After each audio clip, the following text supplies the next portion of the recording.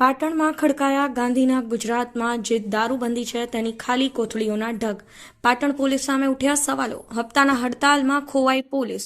આમ તો ગુજરાત રાજ્યમાં દારૂ પર પ્રતિબંધ લાદેલ છે, પરંતુ વાસ્તવિકતા કંઈક જુદી જ છે. પ્રતિબંધ હોવા છતાં પણ પાટણમાં દારૂ વેચાય છે.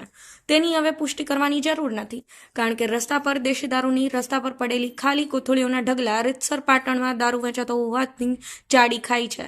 પોલીસ પર ઉઠે છે સવાલો. પાટણ શહેર ઐતિહાસિક નગરી તરીકે જાણીતું શહેર છે.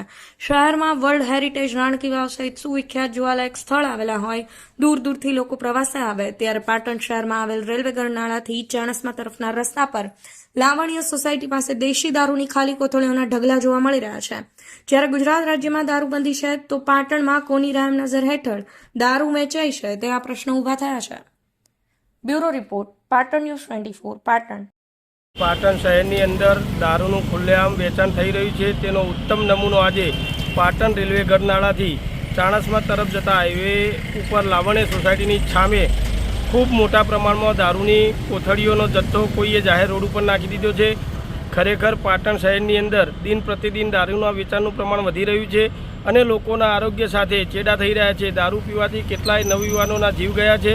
તો પાટણ શહેરના પોલીસ તંત્રને મારી પાટણ શહેર કોંગ્રેસ પ્રમુખ તરીકે નમ્ર વિનંતી છે કે આ યુવાધનને બચાવવા માટે પાટણનું દૂષણ, પાટણમાંથી આ દારૂનું દૂષણ ઝડપથી બંધ કરાવવું જોઈએ અને યુવાનોને મોતના મુખમાંથી બહાર લાવવા જોઈએ. એવા પ્રયત્નો કરી અને યુવાનોને બચાવવા જોઈએ. ખરેખર પોલીસ તંત્રએ ઉત્તમ કામગીરી કરી. જ્યાં જ્યાં દારૂના અડ્ડાઓ ચાલતા હોય ત્યાં બંધ કરાવી અને આ દૂષણને બંધ કરાવવું જોઈએ, એવી તરીકે અમારી માગણી છે.